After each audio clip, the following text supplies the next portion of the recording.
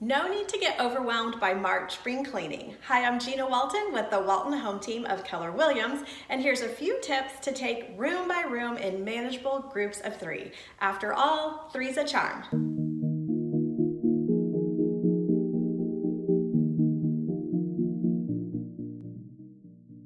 For your living room, dust ceiling fans and light fixtures, vacuum or dry clean the curtains and clean those window blinds, and lastly, wipe down those baseboards and clear the corners of dust bunnies and cobwebs.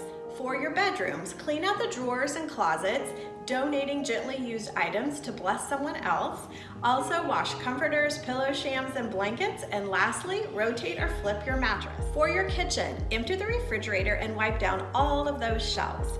Also defrost the freezer, tossing any freezer burned food. And lastly, wipe down your microwave, stovetop, coffeemaker, and any other small appliance.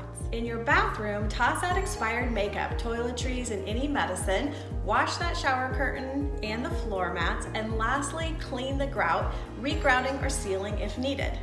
Now, although these are not my favorite tasks to do of the spring, I do love how it feels and how my home looks after a serious cleaning session.